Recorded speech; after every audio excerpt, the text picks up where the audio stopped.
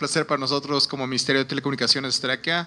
Realmente es un tema apasionante. Hay dos sectores de la economía que van a cambiar la vida de todos nosotros en los próximos 10 años.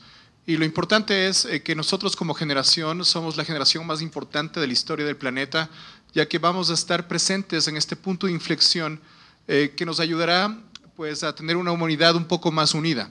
Estamos hablando de que en los próximos 100 años tendremos justamente a través de la globalización un tema fundamentalmente interesante en una humanidad que va a ser un poco más solidaria y un poco más centrada en lo que realmente importa, que viene a ser el bienestar de los ciudadanos.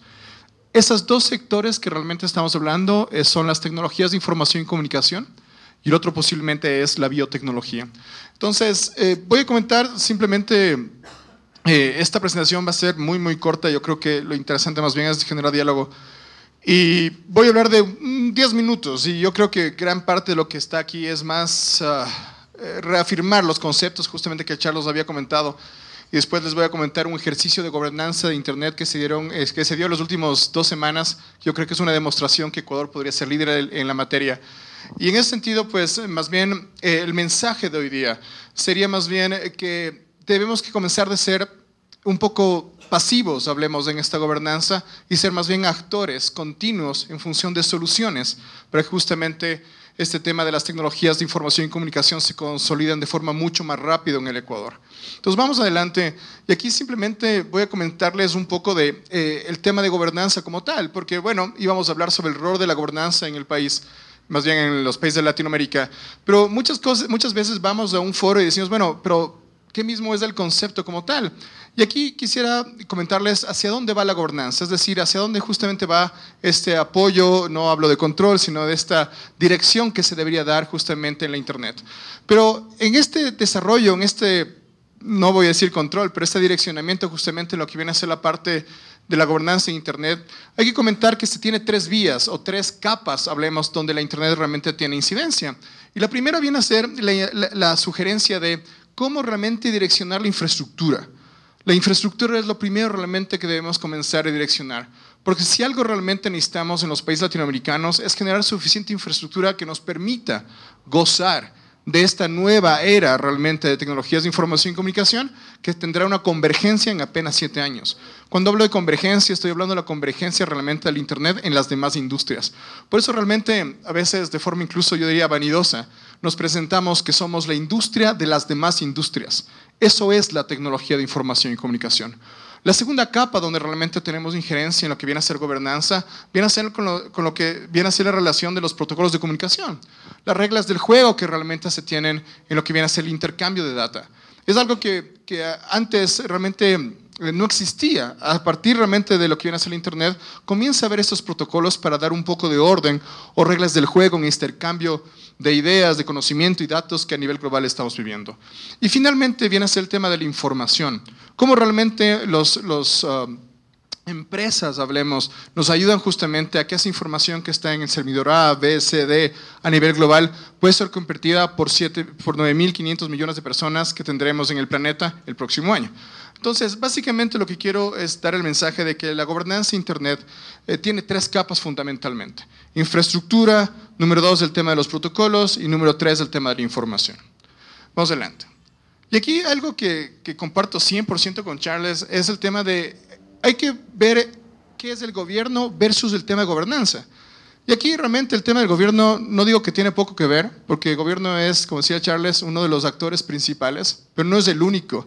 Y me atrevo a decir que ya no es el preponderante, ya que justamente las mismas tecnologías de información y comunicación permiten al ciudadano común justamente a levantar su voz, a levantar su sugerencia y compartir sus ideas desde cualquier parte del planeta. Hemos tenido, por ejemplo, temas interesantísimos en estos últimos años, por ejemplo, en lo que viene a ser la primavera árabe, que simplemente viene a ser un tema que comenzó con un Twitter, lo cual realmente nos dice que la capacidad del ciudadano como nunca antes tiene incidencia en política pública.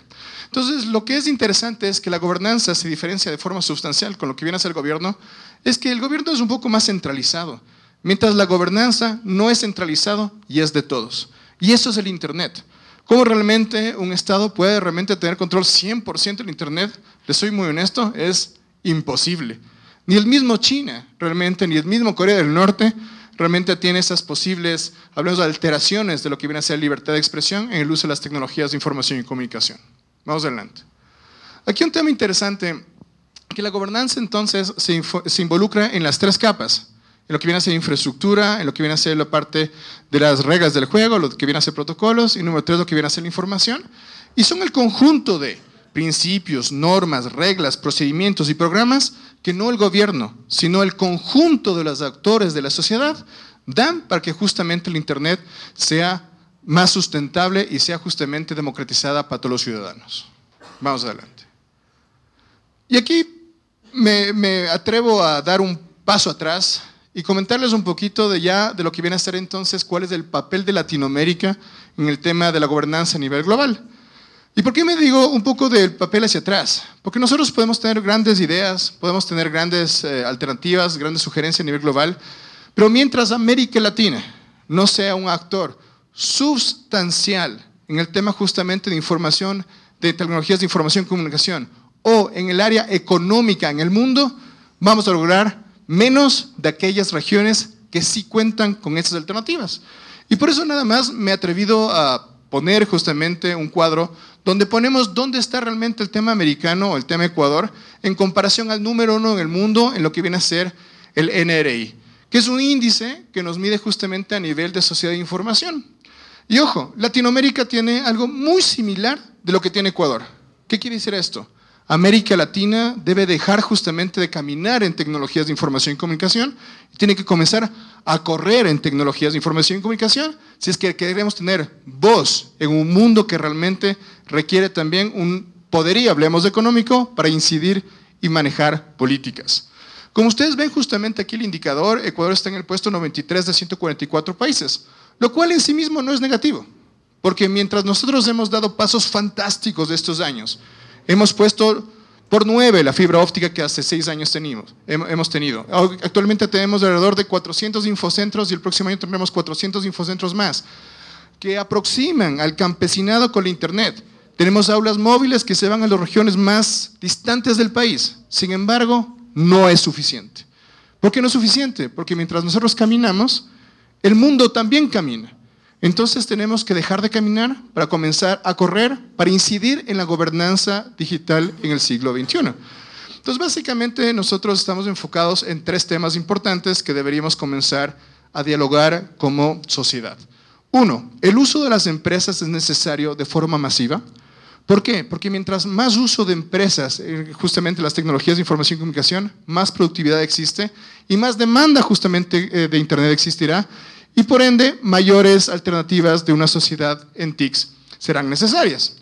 Número 2, el uso masivo de los individuos. Y como ustedes ven ahí, Ecuador está muy lejano de lo que viene a ser, por ejemplo, el caso de Finlandia.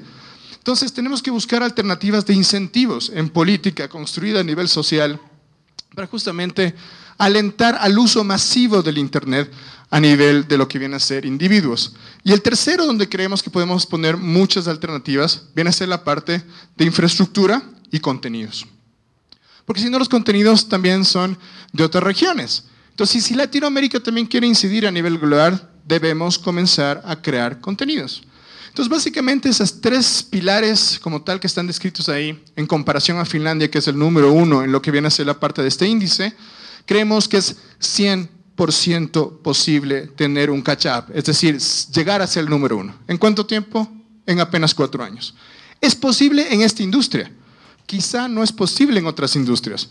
¿Por qué digo que es posible en esta industria? Porque el conocimiento global de las tecnologías de información y comunicación es bastante pequeño. Entonces, en teoría, Ecuador podría realmente dar ese salto cuántico en el corto plazo. Como ustedes pueden ver, ahí está, por ejemplo, en el NRI en Latinoamérica, Ecuador, por ejemplo, está medido con 3.6, el número 1 es Chile con 4.3, pero la región con el número 1, que es Chile, sigue siendo no un referente. Tenemos que ya dejar de compararnos entonces a nivel Latinoamérica y Latinoamérica unida, irnos a comparar con las demás regiones, que sí están quizá un poco más adelantadas con nosotros en el uso de empresas, individuos, Internet y contenidos. Vamos adelante. Adicionalmente, es un tema económico para incidir en gobernanza, y perdón que les ponga aquí una fórmula económica, Pero básicamente, mientras la América Latina no crezca en estas dos fórmulas, quizá nuestra voz en gobernanza no sería escuchada como debería ser escuchada. La primera viene a ser justamente el aumento del PIB, es decir, el Producto Interno Bruto de nuestro sector. ¿Qué quiere decir nuestro sector? Software, hardware, telecomunicaciones, internet, contenidos y servicios. Y claro, ustedes ven que justamente Y es el PIB, C es el consumo, G es el gobierno, I son las inversiones, X son las exportaciones y la M son las importaciones. ¿Dónde está el reto? En aumentar el consumo de las empresas, de los individuos, aumentar las inversiones, aumentar el gasto de gobierno en la parte sobre todo social y en el listamiento digital, el atraer inversiones locales, ojo, locales e internacionales, comenzar a exportar nuestros servicios dentro de la región y fuera de la región y disminuir las importaciones. Y sobre todo el tema de disminuir las importaciones en TICs es posible, quizá no 100% en hardware, pero sí en internet, sí en servicios, sí en contenidos. El tema de lo que viene a ser la parte de la soberanía digital es posible si es que comenzamos a actuar. Y en la segunda es mucho más importante, ya que como ustedes ven esa T ahí, son las TICs. Y las TICs multiplican el capital y el talento humano para mejorar productividad. Por eso decimos que somos la industria de las más industrias. Entonces tenemos dos retos realmente para hablar justamente de gobernanza o que nuestra voz de gobernanza sea escuchada a nivel global.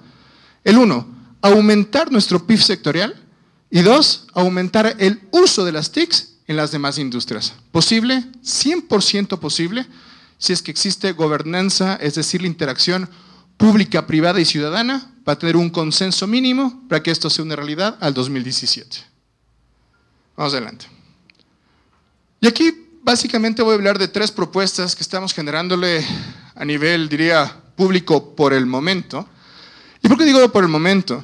Porque esto lo estamos haciendo una socialización a través de academias, a través de gremios, a través de todas las personas que no nos tocan la puerta, sino que nosotros tocamos sus puertas para justamente dialogar sobre el tema de tecnologías de información y comunicación.